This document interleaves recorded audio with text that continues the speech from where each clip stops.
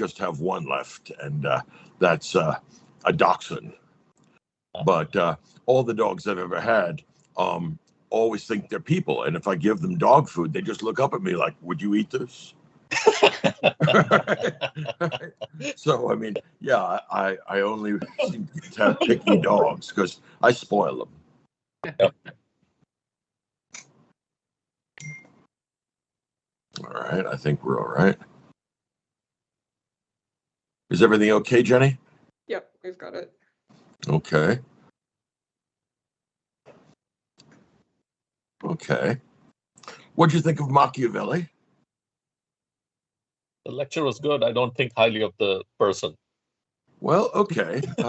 He's had it kind of rough. He did get captured by his enemies and tortured, and there's nothing like that to focus your thinking on practically winning as opposed to moral considerations. Right? So I'm not apologizing for him, and yet I have some sympathy for him. I can understand how politics, particularly at its extremes, would drive someone to opinions like this. On the other hand, I'm not sure that once you adopt opinions like that, that you're still a social animal. I mean, nobody can trust you. You can't trust anybody else. That's a way of being a little too smart for your own good. I mean, if you look at the introduction where he, effusively praises Cosimo de' Medici, says, I love you so much, and you're a great guy, and you walk on water, and you have terrific properties. And then there's a section, 30, 40 pages later, on the danger of flatterers. I mean, you can't have it both ways. I sort of felt like I was saying earlier in our earlier section, I get the feeling that he kind of views life in the same way that I view games, particularly zero-sum games like poker or chess or Street Fighter. Like, in order for me to win, you or someone has to lose. Right. There's no win-win situation. It's a zero-sum game. You're right. And I don't think necessarily politics is always like that, but I'm confident that sometimes it is. Yeah. So he says, when in doubt, assume it's a zero-sum game. All right. And that's part of the problem in negotiating international deals.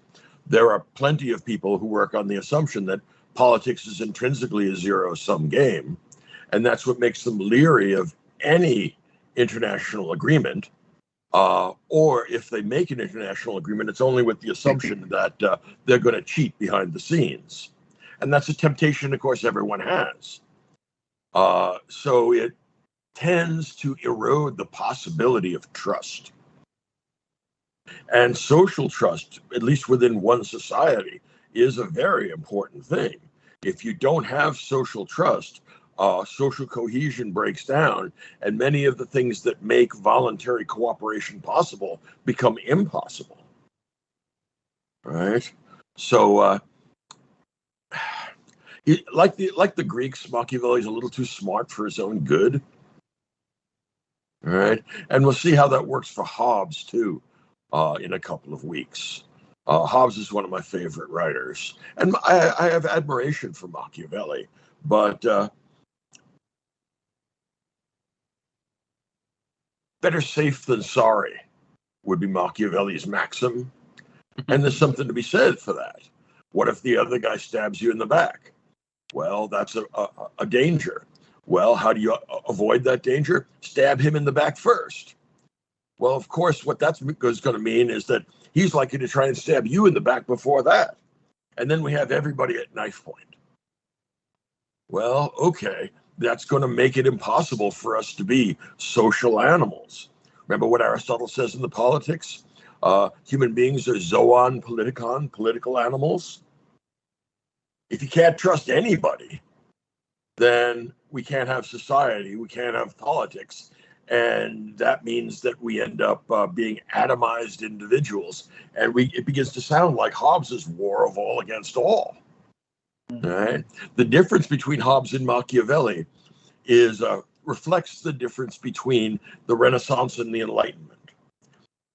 In the Enlightenment, it's entirely, in the Renaissance, they're still looking backward towards classical models. So for Machiavelli, old things are good things, and the best old thing is Rome, right? If Rome conquered the immediate world at one time, there's no reason why the Italians shouldn't be able to unify, get their political act together, and then set out on a similar kind of conquest. And you're not going to do that by being polite or being honest, right? There are going to be times when there's no alternative. If you want to accumulate maximum power, there won't be any alternative to breaking your word and choosing to do what you know is evil. Now, Machiavelli would say, well, it's not really evil. That's a moral judgment that you imported from earlier thinkers, some of the Greeks and some of the Romans and some of the Christians. But he says it really doesn't belong here. I remember when in Plato's Republic, when he tried to unify politics and ethics, well, Machiavelli says that's a fatal mistake. All right. What you really need to do is unify politics and physics. This is the way the world works. So this is what you need to do. Leave out all the stuff you ought to do in an abstract sense, because that's only going to get you killed since so many other people are dishonest and dangerous. So there's a question from Trevorn Bear. Chime in. I see a little hand. Oh, sorry, that's Trevor. Yeah. That's me. Trevor, Hello. okay. Oh, I had kind of a question building out that last point. So, divorcing politics from ethics, and Machiavelli talks about Rome and this concept that you described just now as maximum power, as this kind of divorce of politics and ethics, which I thought was really kind of hilariously ironic, given kind of the benefit of history that we know now, where this maximum power is, subverted by a bunch of people who believe this like crazy guy like rose from the dead, and then like takes over the entire Roman Empire, like all the way to the top. So I thought that was like an interesting, like, now that we have the benefit of history, and it goes to the question of like, is Machiavelli kind of right in the short term, but wrong in the medium and long term? Is that kind of what you were saying with the social animal thing? Because really, like, what we saw in history, if we're taking him at his word, where we look at history and we say what works, what works, we'll do what works. What seems to work actually in the medium and long term is not this concept of divorcing these ethics and politics, but perhaps like advancing a particular ethic and catalyzing people around that. So okay, that's a real interesting question. There's a lot going on there. Now, Machiavelli thinks he takes care of that when he discusses principalities, the different kinds of cities and different kinds of rulers, different kinds of princes. And he says there's a special subtype that has its power reinforced by superstition. In this case, he's thinking about Catholicism. And he says, no, you have to make special allowances for that. Don't cross, at least in public, don't cross the widely held superstitions. So if people believe that, a guy rose from the dead and that all the rest of the stuff about heaven and hell follows from that, make sure you don't get caught rejecting that idea. Instead, you can cut Orca in half and say, I did this because Jesus told me to, or because this is a very bad man. So he just says, look, that's a special case, but I know how to deal with these special cases. In addition, think about something like the Mongol Empire, which was bigger and more predatory than even the Roman Empire. And there, they didn't have any prophet rising up and destroying it from within or superseding it from within. And he would say, well, that's the normal course of politics. And politics is ultimately about violence, and politics can't eliminate violence. And regrettably, I think that's true. In other words, I don't believe that it's possible to abolish violence entirely. Otherwise, you can't enforce laws, and you can't limit antisocial conduct. My view, I have kind of a second best hope. is that a good society is one that minimizes the deployment of violence, but you're always going to have a certain percentage. Even Thomas More, who's a contemporary of Machiavelli, says, look, even with this great society we have in Utopia, we still get some people to do bad stuff. And he tries to give them a chance to reform by creating bondmen that have special hard labor to do. But he says if they behave themselves, then we can allow them back into society. So the idea of minimizing violence is about the best we're going to get. I think that Machiavelli is interested in minimizing violence insofar as it endangers the perceived legitimacy of your government, not the real legitimacy, because lots of violence will be done behind the scene. So in the Italian Renaissance, I'm tempted to say nothing is what it seems. If any of you know who am I thinking of? The Oration on the Dignity of Man. Who wrote that? Pico de Mirandola. Pico, that's right. Well, Pico, is making a big change in that speech, because the focus of Christianity had traditionally been on the fallenness of man. It's a really Greek lecture or speech to give on the dignity of man. Now, here's what you have to remember, and this would not be lost on Machiavelli. Pico was poisoned at dinner with one of his friends, and that's how he dies. Well, all right, score one for Machiavelli there. No doubt his friend said, yes, I agree with you. Human beings are dignified and full of moral virtue. Let's go to dinner. Right, okay. So what bothers me about Machiavelli is that there's a fair amount of truth mixed in with this. Yes, I think Leo Strauss is right when he says he's a teacher of evil. But on the other hand, I'm not entirely convinced that it's possible to be a big league politician and keep your hands clean. If you want to go to heaven, go to a monastery. If you want to get power, go to Washington. All right. I'm not sure that Washington is a way station on the way to salvation.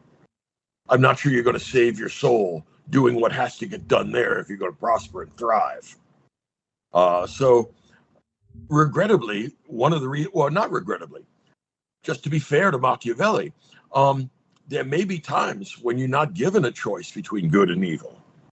You're only given a choice between greater and lesser evils. And if you're the political decision maker, you have to be willing to pull the trigger, because your opponent will pull the trigger if you don't. God help us all. What else? Give me another question. Come on, there are 4 hands. I had one about the I was thinking more about the Mandragola. Yeah. So I was a theater minor in college, so that's why, like, when I was reading this, I immediately thought of like all those old Restoration comedies, but Yes. without any kind of morality at the end. Like, I felt like John Dryden would have written the sequel to this, and it would have ended very differently. But I kept thinking about Lucrezia.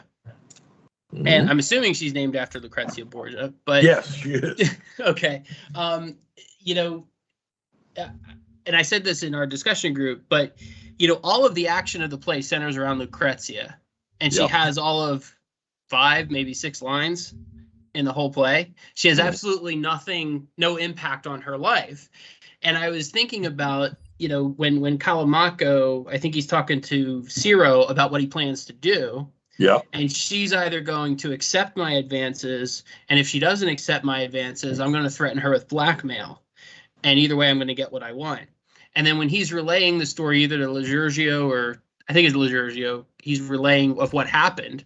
And he's like, oh, yeah, she was totally on board with everything. It was great. And I kept thinking to myself, I was like, was she really? Like, was she really on board with it? Did she really favor Calamaco to her husband, or did she foresee the alternative and was then therefore in a position where it was like, in order to survive, I need to debase myself, and I'm better off him not knowing I'm thinking that? Okay. Well, one of the good things about fiction is that we don't have to speculate the way a historian would, given this set of events. So what you see is what you get. She has zero loyalty to her husband. She probably has zero loyalty to her new lover. Nobody has any loyalty to anybody else. There's not a virtuous person in this entire play. Everybody is a horror of different degrees. Her mother is awful. The priest is awful. Her real husband is awful. Her suitor is awful. And she's awful. And this is a real Machiavellian outlook. In other words, look, everybody's going to protest about their moral virtue. And that's all a lie. In fact, there's nobody in the play that has virtue in the traditional understanding of the term. Instead, what they have is virtu, which looks like it's the same thing, but it's not. Virtu is prowess. It means you get the job done. The old man, he is lacking in virtu. Perhaps he had it at one time, but he's over the hill. On the other hand, the young suitor, he's both a lion and a fox, and in this case, he needs to be a fox, and he tells the right kind of lie, and he gets what he wants. So I think that Lucrezia, like everybody else, is self-interested and doesn't have much in the way of moral qualms. Remember that her husband believes that the first man to have sex with her is going to die. So he is actually possesses some virtue, but no virtue. He's willing to kill somebody over this. And her mother is as bad as you could expect. She advises, look, go along with this. And even the priest says, yeah, I'm down with this. So there's not one person here who doesn't either explicitly or implicitly claim to be virtuous. And in fact, none of them are. And then it's just a question of who has the most virtue. In other words, it's just about winning and losing. It turns out that the young suitor is smarter than the rest, so he gets what he wants. And everyone else's protestations are fraudulent. They're as fraudulent as his. So this is Machiavelli's view of human nature and human society. Underneath all our veneer of morality, in fact, life is a dark comedy full of black humor, right? And occasionally you may see someone who actually is virtuous, and you see them for the most part at their funeral, right? Because they get eliminated early. So I think, I think that comedy is cognitive. People often say there's deep philosophical meaning in tragedy. And yeah, there is, or there can be. But comedy has not been taken as seriously by thinkers. And I think it should be, actually. Because look, this is a parable.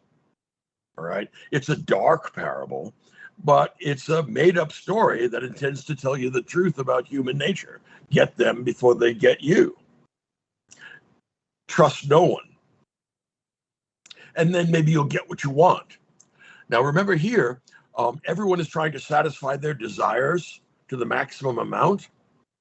And this goes back to the Gorgias. Do you remember what Socrates and Callicles were arguing about? Should you restrict your desires so that you can satisfy moderate and reasonable desires? Or should you let your desires grow and become rampant so that you get the maximum amount of gratification? Now, Socrates points out that if you do that, your desires are always going to outstrip your ability to satisfy them. So that's like being thirsty and having no beverage able to slake that thirst. Socrates says that's a bad way of handling desire. Machiavelli says, look, that's the way people act, and that's how desire works, regardless of what Socrates thinks. Right? Very few people are the paragon of moral self-restraint that Socrates was. And what he's saying is that something to the effect that Socrates Machiavelli could admire a guy like Callicles, but most people's desires are small and feeble, and their capacities to gratify them are small and feeble, and they're not so interesting. So what we need is a new savior for Italy, and he's not going to keep his hands clean. And it's important that he not be restricted by morals, because he won't be successful unless he's willing to do what he knows is wrong when the time requires it. Remember, Machiavelli is not trying to get us to do evil for the sake of evil. He's trying to create an economy of evil. He says, look, every once in a while, you're going to have to do something that's a double or triple cross. All right. Don't do it all the time, because no one will trust you. But if you do it once in a while and then blame someone else successfully, that's politics. Okay. Yeah, Machiavelli actually puts a lot of emphasis. It seemed to me when I read it to put a lot of emphasis in doing and appearing to do something, and to be a major way to be able to accommodate the fact that you're doing things that create distrust in people. And yet at the same time, if you can keep it under control by appearing to be someone else, then you're okay. Then you might be okay, actually. Right. It's like a controlled demolition. All right. He wants to bring down a particular building, not the whole city. Right. That's counterproductive. So, yes, that's what I meant by an economy of evil. If you have to do evil stuff, figure out what you need to get done, figure out the necessary means for that, and don't go beyond that, because if you get caught, the result will be counterproductive. All right. So, like we see in the Platonic dialogues, Machiavelli counsels that you seem to be good, but don't really be good. Socrates always offers that difference between seeming and being. He says you should be good regardless of how you seem. Machiavelli says, no. It's the seeming to be good that's really valuable, because that allows you to manipulate other people. Right. He even goes as far as to say, if you seem to be good, or if you seem to be a bad person, for instance, or a powerful person, then you don't actually have to act as a bad person all the time. You just have to seem that way, so you can actually keep some of your Look, every once in a while, the lion has to come out. But you don't do that unless the fox has failed, or unless the fox is not applicable. If you can fool people into doing what you want, rather than in creating destruction and mayhem in the process of doing what you want, that's advantageous to you. And it's all about what's advantageous to you and your heroic desire to be politically powerful. See, that's the difference between the Renaissance and the Enlightenment. In the Renaissance, we're still looking back towards those archaic, heroic images, right? So whoever it is that's going to unify Italy, Caesar Borgia, sometimes referred to as a possible candidate, he wants to do that because he's a big guy. He has that Aristotelian great soul. And he wants to do something big, the way the great Roman emperors, like, say, Augustus did when he destroyed the Roman Republic and created the Roman Empire. I mean, you can't do that by being kind or nice or altruistic. You do it by being realistic and not being picky about the means. On the other hand, if you look at the Enlightenment, by the time we get to Hobbes, all this stuff about being a hero is gone. Hobbes is a much more plebeian outlook. Both of them are interested in practical politics. But Hobbes would look at Machiavelli and say, look, if you do this heroic stuff, the chances of you getting killed in the process are close to 100%. Hobbes says, look, the smart thing to do is to put your head down and act like a turtle, and with a little bit of luck, you'll live to see tomorrow. So there's nothing heroic about Hobbes. Both of them are realists, but Hobbes has no trace of heroism in him, whereas Machiavelli still has that old heroic Roman tradition. Another question.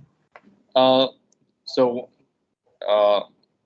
as I'm sure you know, there are some people like Maurizio Varoli and John Pocock who say that, Machiavelli's been misunderstood. You really need to read the discourses on Livy.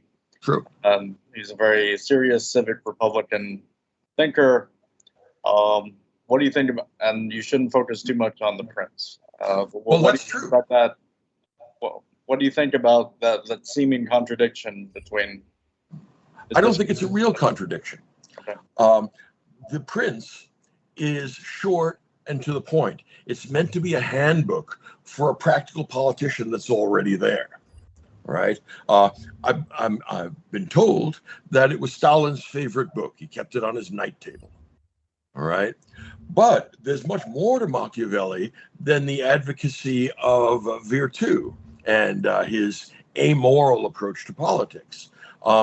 He clearly admires the Roman Republic, and his discourses on Livy are truly wonderful discussions. And of course, you need to have read Livy first to be able to make much sense of it. But if you do, you'll find that Machiavelli likes that civic republicanism. After all, the Italian city-states, particularly Florence, the one he lives in, is a republic. It isn't imperial, or hasn't successfully become imperial.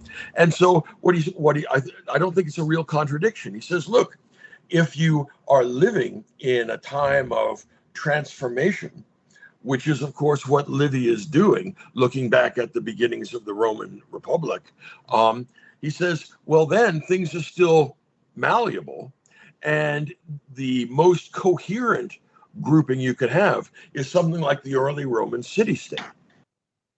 Right? That's the place, that's the circumstance under which you have what little trust you can have in other people, you can have in a small domain like that. And that allows for effective action. And the proof is that it turned into a republic that dominated the Med and then became an empire which dominated even more. So if you remember what Aristotle said, one of the reasons he likes the polis is that it's possible for the ruling men to roughly know each other. It's not too big to have personal information and personal connection. Without that, then better safe than sorry. As a matter of fact, even with that, better safe than sorry, but you might not be foolish to trust men that you grew up with, or that you've been in battle with, or that are related to you by blood or by marriage. So, well, of course, there's plenty of times that you can't trust people that are related by blood or marriage either in the Renaissance. But I think that there's no real contradiction. I agree that if you find yourself in a historical circumstance that's still fluid and still dynamic, then there's much to be said for the civic polity. On the other hand, if you find yourself in a situation where most of the political lines have already been drawn, well, then it may require some special military operations. And that may involve double crossing or triple crossing people. That may involve appearing good without being good. All right. So I see the discourses on Livy as being continuous with the prince. Mm. All right. What else? There are other questions. Could I ask, just building on the point that was made earlier about the Mandragola or the Mandrake, your previous speaker mentioned that the Carta Lucretia seemed to be named after Lucretia Borgia. When I was reading it, I was wondering whether instead it was actually a retelling of the fall of the Roman monarchy, with Lucretia, the noblewoman who was raped and committed suicide. Oh, yeah. I was thinking because it involves, for instance, like a man coming into a woman's room at night and so on. And so there seems to be a few similarities. And so, but also in your lecture as well, you also said that what he's trying to do with the Mandrake is to lay out this idea that, here's the young man with virtù who's getting rid of the old man. And so it could be kind of like a spin on the kind of a creation myth, possibly. Okay, that's actually a very interesting read. I hadn't thought about that, but immediately when you said it, I said, yeah, that's likely to have some bearing on this. For those of you that don't know, when Rome started, it was a monarchy, at least allegedly, and I believe is it the wife or the daughter of the king, or one or the other, was raped by Tarquin, and as a result, she informed her male relatives what had been done, and then she stabbed herself to death out of honor. Okay, that last part is not Machiavellian, right? You don't stab yourself to death for any reason, much less honor, right? On the other hand, the reference back there, this may be a parody of that, because in this case, Lucrezia has no honor, never considers that this might be dishonorable, and certainly isn't going to kill herself over some man. Right? She's now got a new lover, but there's no guarantee that he's going to last. If somebody with more virtue comes along, well, that's the way the game gets played. So that's actually a very nice point. I hadn't thought about that, but Tarquin and the story of the rape of Lucrezia may be referenced there. And of course, look, old things are good things because they've been tried and we know that they empirically work. And really good things are Roman things. Right. So, yeah, that's a very good point. Who else? Professor, I might want to ask from our discussion, Dr. Peter Field. He was here earlier. He had to leave, and he is curious. He seems to be chomping at the bit. If there's a title for this course, he seems to wish that you would give it an introductory lecture to frame it all. Do you have any reply that I can relay to him? Well, okay. Let me give you the real background. And yeah, I can see how Peter might want that. Peter Field and Darren Stolliff have been friends of mine since before you were born. Right. I mean, no, really. I mean, more than 40 years. And they're right when they point out what I do that's defective. Always implicitly assume that they're correct.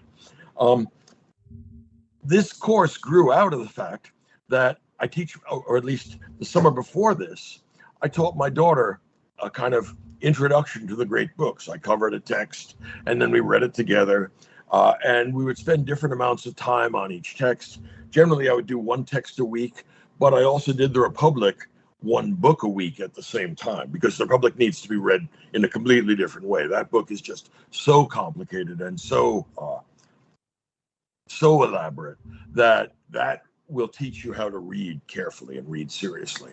Now, what I had originally planned to do was to teach Genevieve these books. And of course, then if she this would have been just Zoom back and forth because she's up in Toronto and I'm in Florida. What we would have done is knocked it back and forth, and I would have been able to give on the fly whatever background she wanted to have because I could give it to her. Then we both saw the terrifying events going on in the Ukraine. And after looking at that, I said, look, I'm old and I'm sick. I'm not going to be any good for military action. And I'm not real rich like one of the high-tech billionaires. But what I can do, I really ought to do. So then I said, look, we'll just take the books I intended to teach you this summer, and we'll slap together a Zoom course, and we can go right at that. Now, it's harder for you folks to see that, but I take Peter's point. So what I'm going to do, and maybe I'll do this last, or maybe I'll do this next week. I don't know, because I've all but 3 lectures already recorded. But maybe I'll sit down and examine the whole reading list and talk about that. All right. So I'll add a new bonus lecture. All right, on what it is that I was trying to get done here. So yes, that's a very good question, and it is very thoughtful of you to ask that on Peter's behalf, because Peter would have been much harder on me. Like, how do you get along? Right? And well, look, friends have license to do that, right? They don't have to take any crap from you. So yes, I will talk about these things and see how they make lectures you're about to see cover the right. Yeah, that. I mean, that was just cut out of one of my lectures from a long time ago. I mean, I don't spend much time on the technical video part of it, but you're right. This does deserve some kind of introduction. Maybe it also deserves some kind of conclusion. One of the nice things, we found a couple lectures that haven't been posted before. One of them is on Moliere, but we can't find the video. All we can find is the audio. And Moliere is so wonderful that it's a pity that people don't appreciate that. We also found one, is it on Pascal or what is it on? It's on something else. And Jenny's going to post that, I think, this week. But what we did find that comes from the first set of the Great Minds is a double lecture. In other words, this is 2 45-minute lectures with just a kind of intermission that covers the entire tradition. In other words, this was like batting cleanup for the first 60 lectures that Darren and I did. And that hasn't been posted yet, and they're going to post it. So it'll reflect what I thought at one time, but I'll try and make connections across space and time and genre and standpoint. But that's all. We can bracket that. Yes, I will give you such a lecture. You deserve it. You helped out some people that you didn't know. And that's actually, what I meant by the Good Samaritan. I don't want to live in a society where that story doesn't get told anymore. And I don't want to live in a society where that story is viewed as being fictional. I think there's truth in it, but it's not necessarily a one-to-one correspondence with the world. I think it's a one-to-one correspondence with the way the world ought to be, which is different. Amen. All right. Thank you. All right. Well, amen. God help me. Yeah. All right. Come on. Another question about Machiavelli.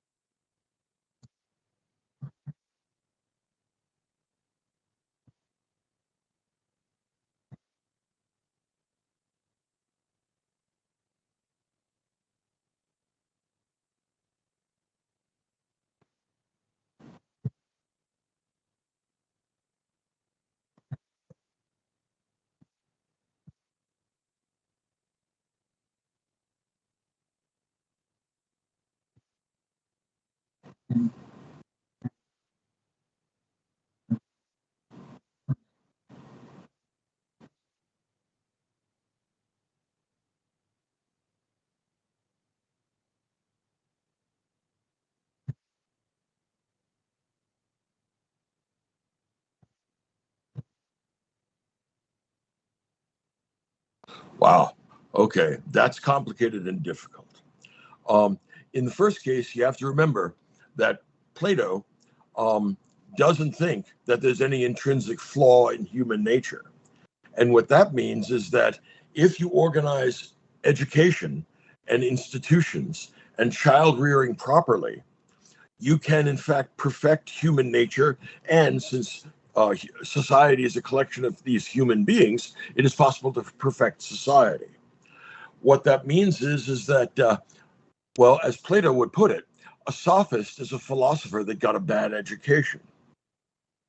Okay, so we have not an intrinsic evil in us, but we are intrinsically ignorant, which means we mistake what is good, what is evil, thinking that it is good. So for Plato, the problem of solving the evil that exists is actually fixable. You give people the right education, you don't expose them to bad influences, and the result will be that after they do a lot of mathematics and after they do a lot of gymnastics in the muses, if you give them the right kind of education, then you can safely give them the government without any restraint because they'll never do anything bad again.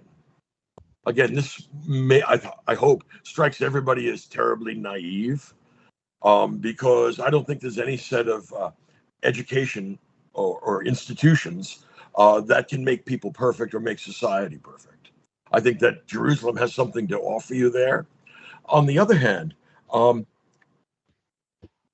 certain kinds of mistake are natural to people, where people, for example, find that they like pleasure and then draw from that the inference that pleasure is the good or the only good, as opposed to one good thing, provided it doesn't cause other evils. So the will to power is usually a will to pleasure, right? As Callicles says, or as Thrasymachus says in the first book of the Republic, you can kill anyone you want, you can have sex with anyone you want, you can have all the possessions that you want. All of these are focused on the gratification of desires and creating a maximum amount of pleasure. The right amount of pleasure, according to Socrates and Plato, will be a limited amount, right? It won't be completely abolished. No, in other words, Plato or Socrates or even the Stoics aren't opposed to pleasure. They're opposed to pleasure that undermine virtue. All right. So what that means is you have to have a limited desire for virtue, or a limited set of desires, and then you have to satisfy those desires within the bounds of virtue. Is human nature intrinsically flawed? It depends on who you ask. St. Augustine says yes. Aquinas says yes. Plato and Aristotle say, well, no, but that doesn't mean that everybody has access to excellence, much less perfection. Only a tiny fraction of society can possibly aspire to that. And so that goes back to the inegalitarianism of the Greeks and the Romans. Equality as an idea or as a political goal comes from Christianity and Judaism. This is later Judaism, this is Second Temple Judaism. It's not so much there because then the Canaanites are bad. But the idea then is that human beings are born imperfect. If you think this imperfection amounts to ignorance, well, then there's a solution to it. You give them knowledge that takes the place of the ignorance, and then they're no longer flawed. The Christian view or the monotheistic view is that you can't make people perfect, but they can be improved by having them understand their moral obligations and understand that pride is what leads you in the direction of believing yourself perfectible. Does that make, that's as much sense as I can make for you. Well, who else has a question? I have a question. Okay. Well, it's more a comment. It's like when I read the Prince for the first time, I kind of tried to find useful things you can apply. And one of the things that I found was, well, you should rely on people you can help, rely on the poor, like support, give them weapons, like they'll remember you. But if you rely on the rich will just buy a new prince to replace you once you're done with it. And in my second reading, one of the example is Cesare Borgia was nice to Julius too little, too late. He remembered all the bad things, and then he got his revenge. So it's... Yeah, my sense is that you can't rely on the rich because you can be replaced, and you can't rely on the poor because you can be replaced. All right. So in other words, you can't rely on anyone unless you have scared them with your force, or unless you have outthought them with your cunning. And even then, you can't rely on them. You have to watch everybody. Oh, yeah. Right. So the Prince, or if you have a very good book that I would recommend is Alexander Koyeva and Leo Strauss wrote a book on tyranny. And they look at Hero's discussion of tyranny. And what's interesting about that is that they conclude that to be a tyrant means that you never have a moment's peace because you never know who it is that's going to stab you in the back. And you have to be particularly fearful of the people that seem the most trustworthy because that's where the knife is most likely to come from. That's what's going to surprise you. So if you think of someone like Saddam Hussein, he used to sleep in a different bed every night because he didn't want anyone to have the possibility of knowing where he was in advance because that could lead to a plot killing him. I can't believe, I find it hard to believe, even during peacetime, that Saddam used to sleep well. All right. That's one of the things about a tyrant. I imagine that that Putin, for example, must sleep very uneasily, not just because he's sick, but also because there are a lot of people with a vested interest in unloading him. So he has to start unloading them first. So he has a purge of his senior officers. He has a purge of his advisors. But the problem is you're going to need new senior officers and new advisors, and they're just as dangerous. So this goes to what I said about Machiavelli. Once you embrace tyranny, you will no longer have anyone that you can trust, even your family. There are plenty of, the Borgias would be a good example. You can't trust anybody. And if you can't trust anyone, well, then you're having a less and less human life. All right. So you can't trust your enemies, and you really can't trust your friends. All right. And so that you can't even trust people to tell you the facts, right? Like in the case of Saddam Hussein. His own people were afraid to tell him that they had dismantled the nuclear weapons program, seemingly, and he was acting as though it still existed. Yeah. If someone had just told him it no longer existed, and he said, "Yeah, come on in," and those inspectors, he likely would not have been overthrown. Well, there might have been more to it than that. Yeah. He was trying to avoid having the Iranians come back for payback. That's true. Once he was flat on his back. So he needed at least the threat of WMDs to keep the Iranians on their side of the border. Now, he was playing a very dangerous game because he was betting that the Americans weren't going to come in from the other side. And the problem is he couldn't keep the equilibrium, right?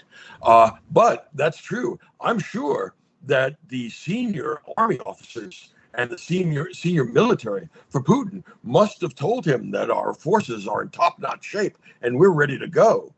But there's so much corruption going on there that they're using inferior spare parts, and they haven't bothered with the training, and people are pocketing money, and there's a terrific amount of corruption there.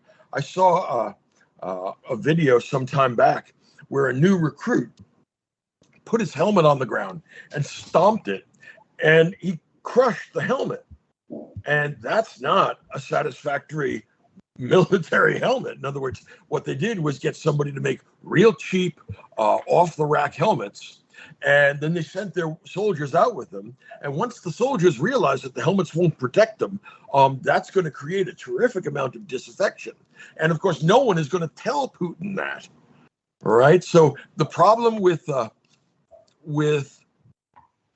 can I put it, tyranny, is that no one can afford to tell you the truth, and you can't afford to tell them the truth. And again, we're moving in the direction of not being social animals anymore. So Plato has a point. If you want a group to operate effectively together, then you need to have a common ethics. Think, for example, of something like the mafia. I mean, we think of the mafia as made up of bad people, and they are. But they have a very strict code of ethics. Granted, it's a defective and messed up code of ethics, but the law of omerta, you don't roll over on anybody else and nobody rolls over on you. And that's backed up with death. But the problem is that there's an interest that each of these criminals has in getting what they want, even if it's at the expense of the organization. So Plato says, look, even robbers, even bandits need to have a conception of justice. Otherwise, they won't be able to cooperate and they'll all be at each other's throats. And Plato says, once you acknowledge that, then there's no reason to stop your conception of justice from including everyone, because otherwise you're going to have problems from within, but also problems from without. So if you want justice, that will, I mean, it's good in and of itself, but it's also good for what it gets you. And what it gets you is social coherence, social connection, and a degree to which people can count on each other. Think about something like the Spartans. They were an unusual and very, very off-putting people to me. On the other hand, they could rely on each other, because if you run away, you get killed. All right. So when you're out there and one Spartan is on your left and one Spartan is on your right, you can count on both of these guys in the same way they can count on you, because there's nowhere to go.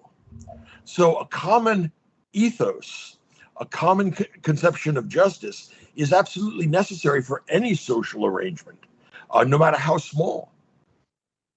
They say there's no honor among thieves, but if there isn't, then there's no unity among thieves either.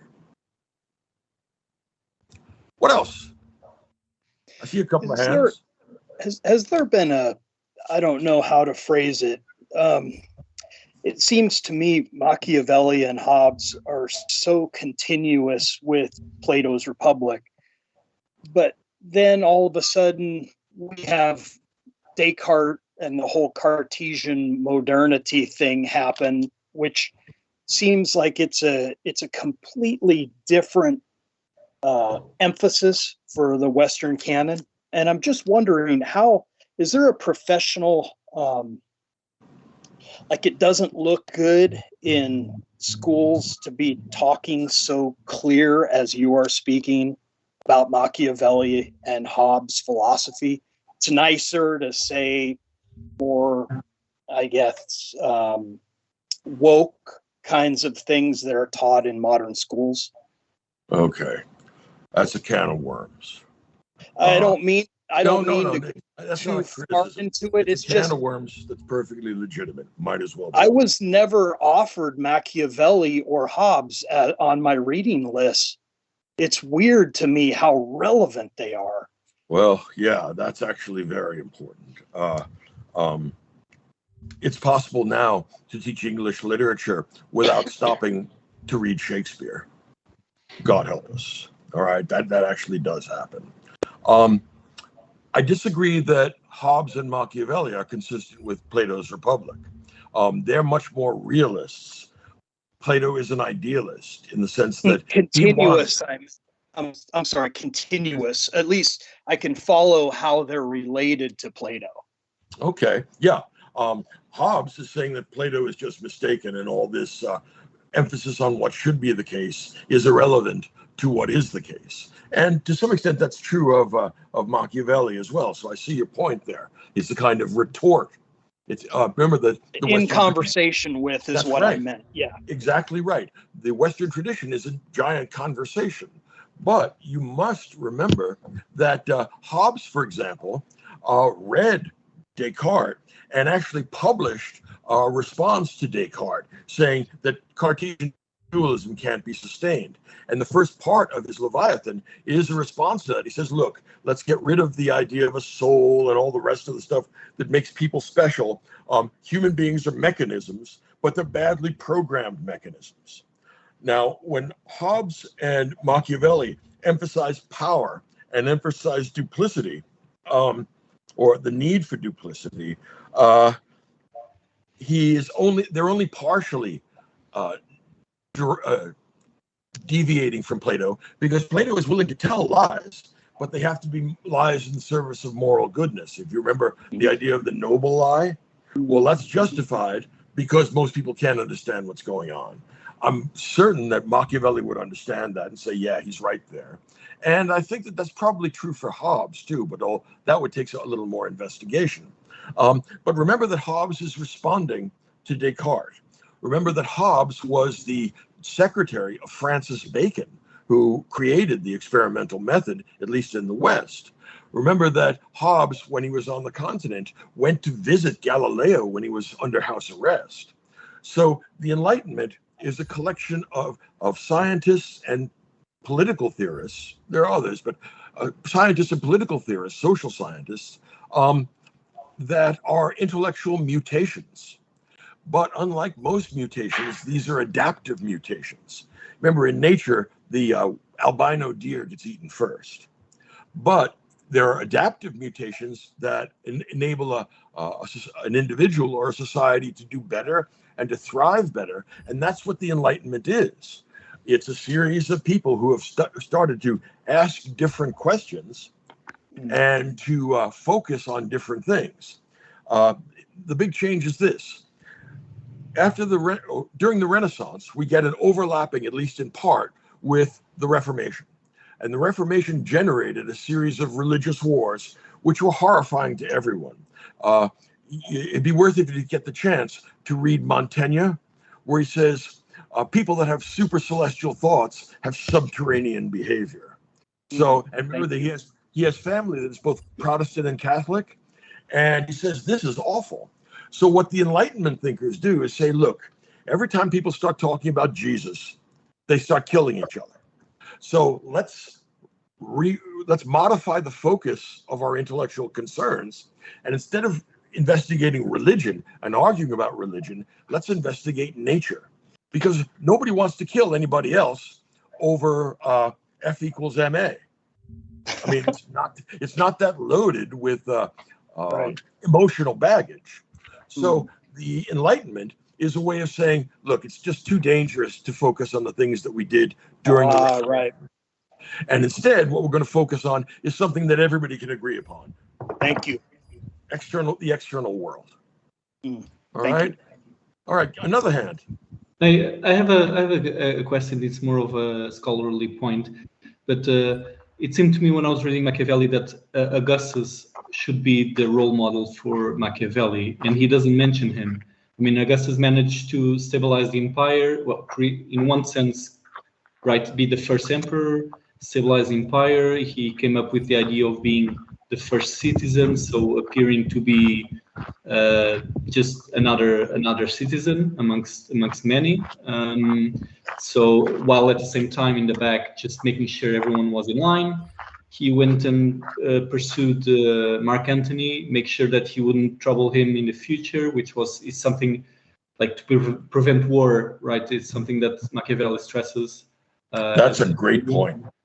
And I wonder if there's a flaw in Machiavelli's bibliothèque or a library, so that he doesn't have access. No. It's implicit there always. Machiavelli is very aware of Augustus, and the shadow of Augustus looms over all of Machiavelli's work. When he says that he wants to expel the barbarians, and in this case, remember the barbarians are Spanish and French. When he says he wants to get rid of the barbarians and he wants Italy to be unified by some superior man, what he has in mind is something like Augustus. All right. Now, remember, Augustus did not make the same mistake that Caesar did. All right.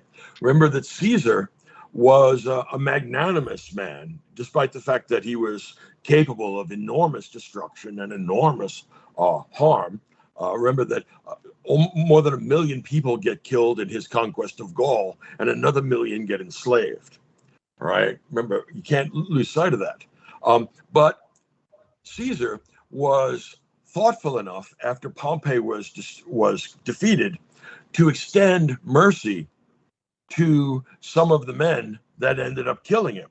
In particular, Brutus, whose life should have been forfeit. He says, "I'm going to commit your sentence because I don't think that it's necessary to execute you."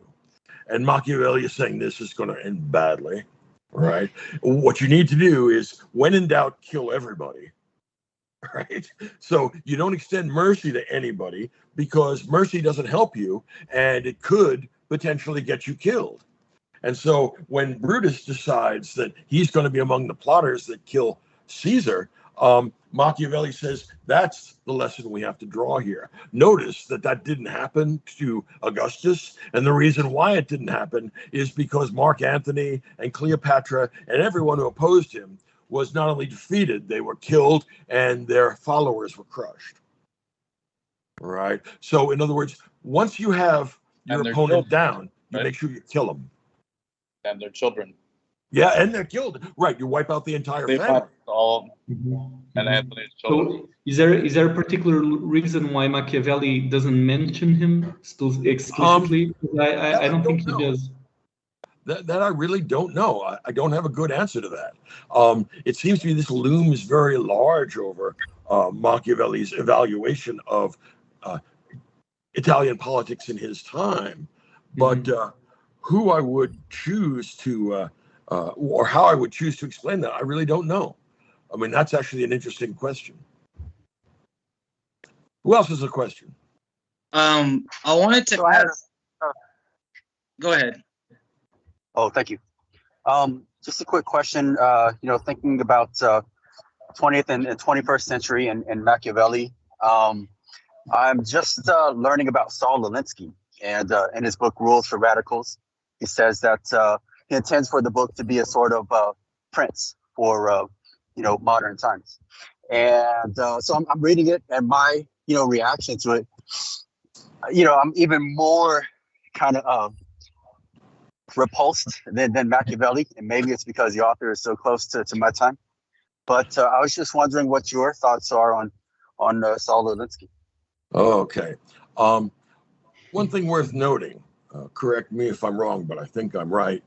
For a college senior thesis, Hillary Clinton wrote on Alinsky's Rules for Radicals, and I believe it.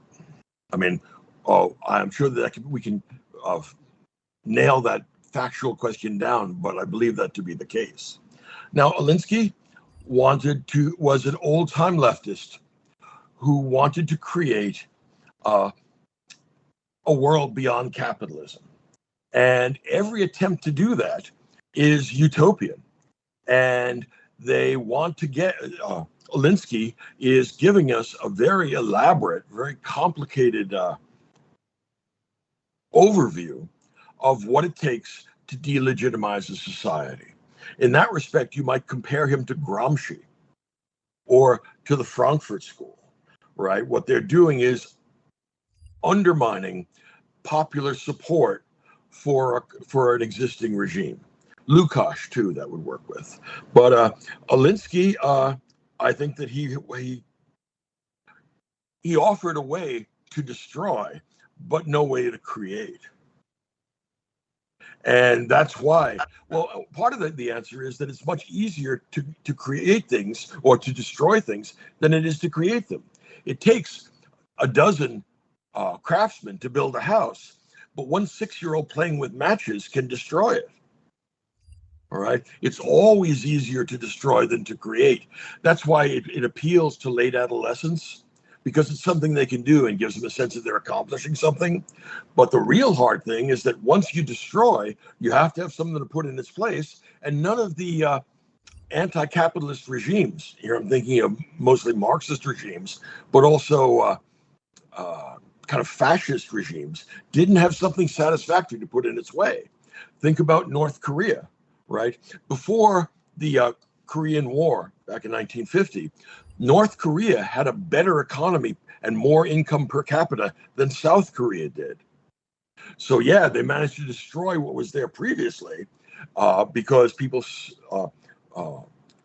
supported the communist resistance, but they weren't able to put anything in its place that was superior to the alternative. And that's the big problem that I have with Alinsky and writers like that. There's a certain childish glee in destroying things, but if you're going to be an adult, you need to take responsibility for construction as well. And so far, none of the alternatives to capitalist society have actually worked out constructively well. Here, I'm not talking about modifications of capitalism, things like the welfare state, where you can have pure food and drug laws, or you can have workers' compensation laws, things like that. Those I think are minor repairs to what we already have. A wholesale transformation after a revolution appeals to people that haven't thought through the problem of construction. A good example would be the U.S. invasion of Iraq. Destroying Iraq wasn't hard, given the kind of firepower the U.S. had. After that, they said it should be no problem to create Jeffersonian democracy here. And that kind of hubris is folly. There is no chance of imposing upon a culture for which democratic norms are foreign, a new kind of regime and get broad popular following in the short or even medium term. So destruction is easy, and that's why it appeals to the least responsible elements of political thinking.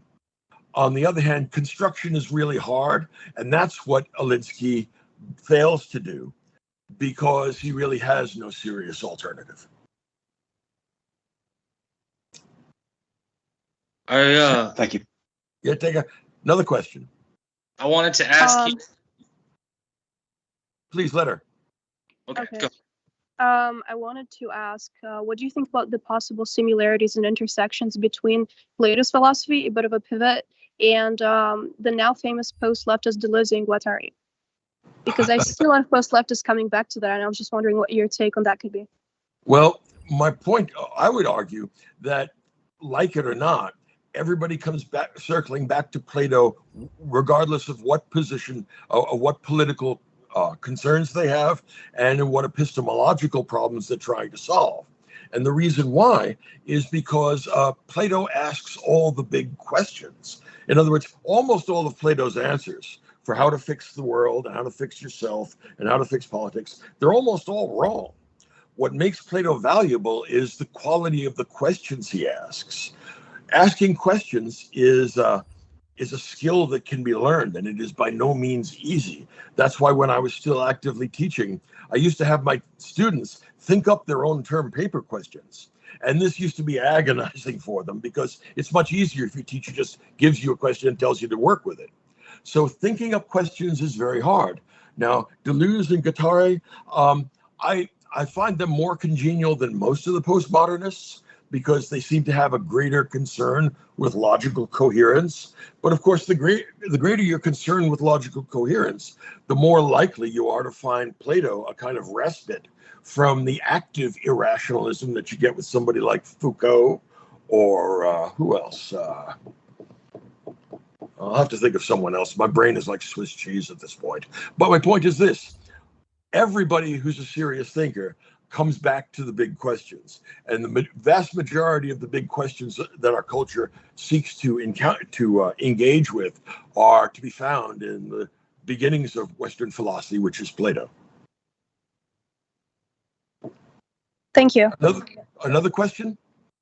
Okay, let me go ahead and say that I understand that it's important to know and understand the milieu in which Machiavelli's living in. But the thing that I keep asking myself is, what causes a man to throw away metaphysics? And secondly, is it even possible to throw away metaphysics? Like, what's so great about winning? What's so bad about losing? Machiavelli has an answer to that. Let's put you on the rack the way I was on the rack, and then I'll explain to you what it is that's bad about losing. And I'm quite sure that it'll only take me 15 minutes to convince you that losing is something you want to avoid. I think that pleasure may not be the only good, but very few people think that pain is good in and of itself. It may be good for some secondary reason, but losing is bad because it causes you to encounter wretched pain and then to be dead. And like Hobbes, Machiavelli thinks that if you end up dead, that's a sign that your political theory is not working very well. And I'd have to, I'm tempted to agree with that. All right. So, there's a lot to be said for the fact that metaphysics, we'll talk about this at some length because, we're going to deal with this when we deal with Descartes. Wittgenstein's great line that metaphysics is the shadow cast upon our understanding by grammar. We're going to have a great time when we do Descartes. But, and we're also going to be doing Nietzsche's The Gay Science. And what Nietzsche tells us in Thus Spake Zarathustra is love the earth. The physical world is all you got. If you make up some second world, heaven and hell and all the rest of that jazz, what he thinks is you're going to impoverish and diminish and harm the possibilities that you have for life here and now. So what makes him what makes him do that? An impatience with anything that isn't practical and in their understanding real. Okay. What makes them impatient with Santa Claus is the same thing that makes them impatient with the form of the good. I imagine that you and I are both a tad impatient with Santa Claus if people start to give it to me as a political theory. Mm-hmm. Well, what Nietzsche or Machiavelli will say, why Santa and not Jesus? Okay. So see what you can do with that.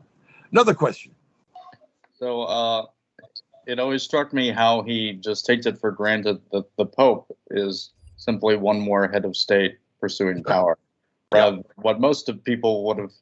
He doesn't even feel the need to even kind of gesture at the idea or the belief, which most people in Europe probably shared at the time, that he's God's representative on earth, or at least the head of a church and trying to, pursue holy ends, not simply raw political means. So, do you have any comments on how widespread that view would have been, and why he would have assumed that the Medici would share that view? Well, first of all, it's because we have had some popes that were extraordinarily scandalous, and the status of the papacy has greatly declined since the early 1400s, when they had two rival popes, and at one point in time, three rival popes, all of whom claimed to be the boss. And what this did was expose much of the political jockeying that goes on between papal candidates and within the church. Also, the captivity in Avignon. For about 75 years, the King of France took the Pope out of Rome, put him in a palace in France, and then controlled all his actions. It became hopelessly obvious that this is a political more than a religious office. So Machiavelli says, look, you have to take this into account because there are lots of people that have various kinds of superstitions about the Pope. So those superstitions are politically significant, but the superstitious claims that they make are preposterous, and no real politician is going to give that a second thought. We might be able to connect this to Virgil and Augustus. Remember the end of the Aeneid? It turns out, I mean, look, Virgil is nobody's fool. It turns out that Zeus and the other gods have agreed that Rome should rule the world forever. They're in some ways a new chosen people, not chosen by Yahweh, they're chosen by Zeus. But the point is, Augustus says, yeah, that's my kind of epic. The reason why is because now I have divine authorization as well, and it's in a pretty good poem.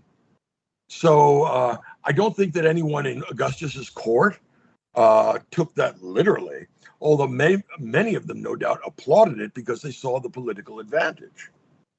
Same sort of thing I think Machiavelli applies to the Pope, and I'm confident that he would apply the same ideas to the various Protestant sects and the leaders that they had. All right, anybody who's claiming that God is behind their political activity is putting down a smokescreen to fool the ordinary man. But the real cognoscenti understand this for what it is, and none of them take it seriously. It's a little bit like that very funny section in Hobbes, because you got to remember, he's writing during the English Civil War, and we have the Puritans against the Anglicans, all right? And each side, the Puritans and the Anglicans, say, God will give us victory because God is on our side. Machiavelli says, or rather, Hobbes says, no, actually, whoever wins has God on his side because he gets to decide everything about God. So you don't win because God's on your side. God's on your side because you win. And that's the kind of thing Machiavelli would say, yeah, he understands what's going on. All right, just one more question. Go ahead. I see two little hands. Yeah. Yeah, well, I've jumped in before, so I hesitate. But I guess firstly, let me start by doing what I should have done in the first place, which is just convey to you that I'm so deeply grateful for the opportunity to engage with you and learn from you. And I'm sure that that's shared by everyone on this call. And I really appreciate sincerely the opportunity to do this course. So thank you. It's what I'm supposed to do. Yeah. It's like greyhounds when they run, they realize, wow, this is what I'm optimized for. You wouldn't want me to do surgery on you. Right? That's the wrong job for me. But I'm very happy to teach. Yeah. There's a wonderful line of Chaucer where one of the characters says, gladly learn and gladly teach. Yeah, I actually am glad to learn and glad to teach. Well, I'm glad to learn as well from you in this instance. One thing we touched on multiple times. It came up last week. It's come again this week. Is this kind of physicalist, mechanist, politics plus physics approach. And I'm trying to engage with it sincerely in good faith, but I'm where I'm struggling, and I would love to have you correct me if possible, is like, it just doesn't seem to be how people act in the real world. Like, there's no rules among criminals. Well, yeah, there are. Even among us here in this group, we've actually independently of one another chosen to use this little reaction button to politely raise our hands in line and, organize ourselves in that way, independent of one another, because we think that's, it's not good for people to cut each other off trying to ask a question and, talk over each other. And one could say, oh yeah, well, there's evolutionary components to that, or there's organizational components to that. But I'm just not convinced by that argument. And I just don't see it as the way that people act in the real world. People make moral decisions. People make, decisions based on what they think is right or good or, best. The ought. People make decisions based on the ought. Sometimes. And people act like there is an ought. Not all the time. Yeah. And, maybe that's Machiavelli's point. but I'm trying to engage with this like kind of mechanistic physicalist, like divorcing ethics and politics approach, and I'm really struggling to reconcile these things as like what I see in reality. Okay, couple of things. First off, somebody you want to take a look at, you can Google him, is Chalmers, and the argument that there's an explanatory gap that prevents us from creating a fully mechanistic account of consciousness. He says, look, you can talk about synapses and neurons all you want, but even if you had a complete map of all the neurons and all the synapses and all the electric pulses that are running through your brain, you still wouldn't be able to talk about what red looks like. I mean, there's a jump that can't be made. So what he's doing is, in a way, reviving a kind of dualism. All right. Now, that's one part of the problem. Second part of the problem is this. If you were not a mechanism, medicine would be impossible as a discipline, because you would not know what happens when the doctor gives you aspirin. So you must be mechanistic, at least in some way, at some level. Right. And so because your body is a mechanism, and that seems to suggest that your brain is a mechanism, albeit a very complicated one, the question is how we prevent the expansion of this mechanistic view all the way down. Now, what Chalmers says is that there's a jump that can't be made. And I think he may well be right. The problem is, I don't see any sensible way of holding on to dualism, because what it means is that there's a ghost in the machine. Right? That there's some spooky stuff. We'll talk about this when we do Descartes' Discourse on Method. But it leaves you with the question of, how does this spooky mind stuff cause me to move my arm up and down? In other words, this seems to be a series of mechanical impulses, electrical impulses, coming from my brain. If there's something else in there, A, how do you find out about it? B, how does it actually make meat move around? Right? And that's actually very difficult. In other words, what I would be willing to do is say that nobody has a good answer to this. In other words, the attempt to create a pure monism, pure mechanical account, has problems because nobody experiences the world that way. And then that raises the question of, am I supposed to judge theories on the basis of my experience, or am I supposed to judge my experience on the basis of theories? Right? That's really tricky. I mean, Plato is the kind of guy who would say, look, if you think tables and chairs are real, you're experiencing the world wrong. And that's brilliant, but it's also kind of mad. Right? On the other hand, if it's impossible to experience the world wrong, then stuff just is what it is. We have a problem trying to talk about the inside, the mind, the psyche, the soul, whatever you want to call it. And we don't have a good way of making that jump.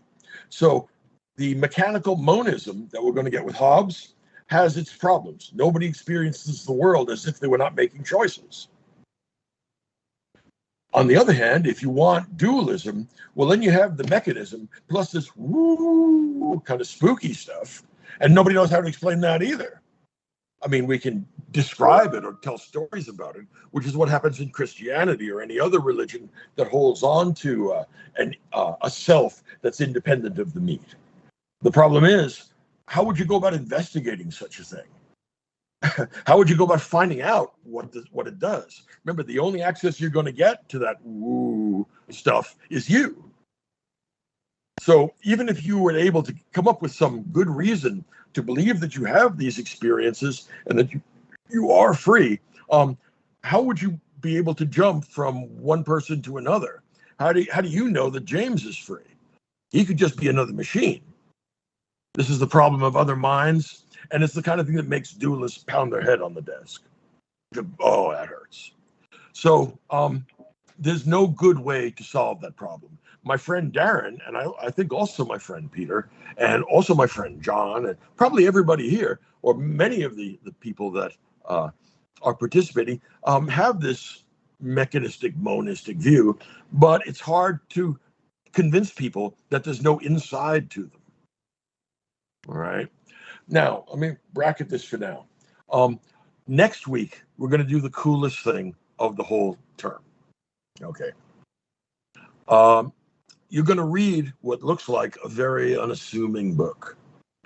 All right. This is Castiglione's Book of the Courtier. Now, I used to think, and most people do think, that Castiglione is an interesting but essentially second-tier writer. Doesn't have the smashing brilliance of Machiavelli, right?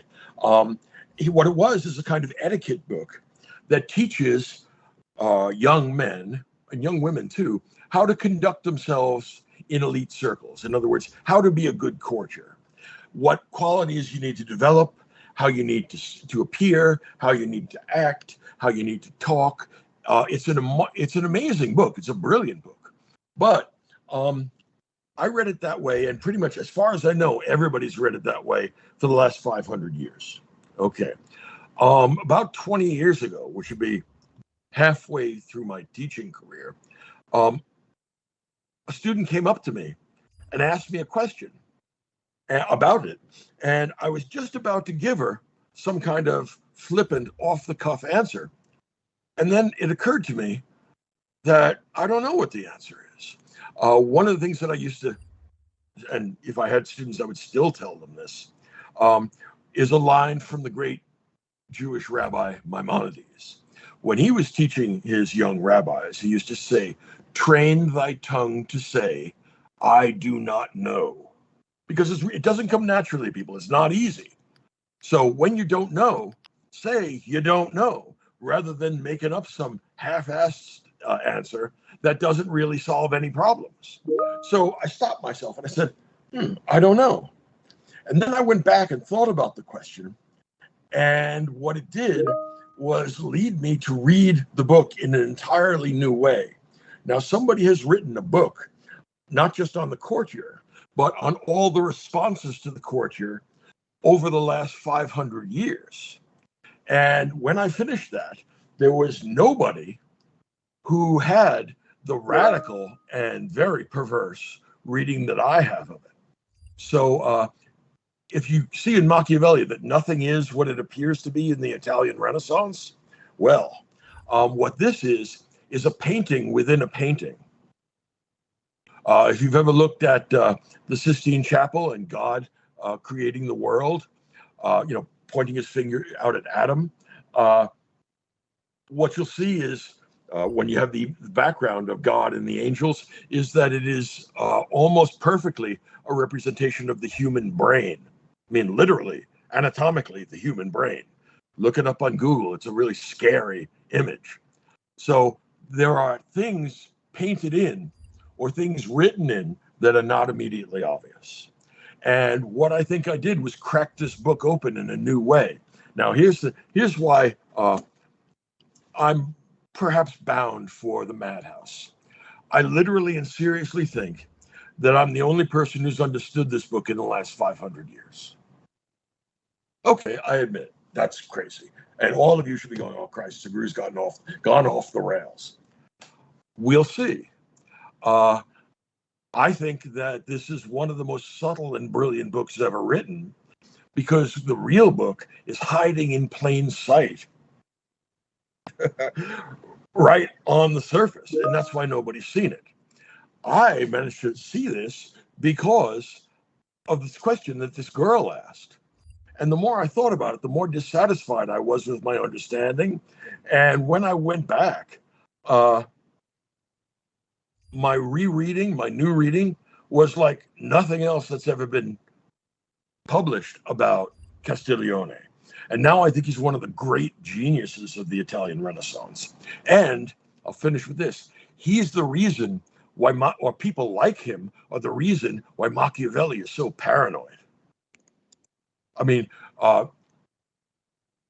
Castiglione is twice or three times as duplicitous and devious and subtle as Machiavelli himself. The whole Borgia clan can't touch Castiglione. You want to see somebody that's really Machiavellian? Then we need to take a look at the Book of the Courtier, which is not what it seems. All right. So, that being said, we can find out next week just how crazy I really am. I mean, maybe I've just been locked indoors for too long. But after reading and rereading this, I believe that I figured out what nobody's figured out in 500 years. This may be just batshit crazy. I don't know. But I believe it, and I think I can make a pretty good argument for it. And then you'll realize how subtle and twisted these brilliant Italian Renaissance writers really are. All right, so I'll see you next week. Yeah, God sounds bless like you a all. good challenge. Bye-bye. Thank you, Professor. Thank you, Professor. Thank you. A pleasure. Thank you. Thank you. You- Thank you.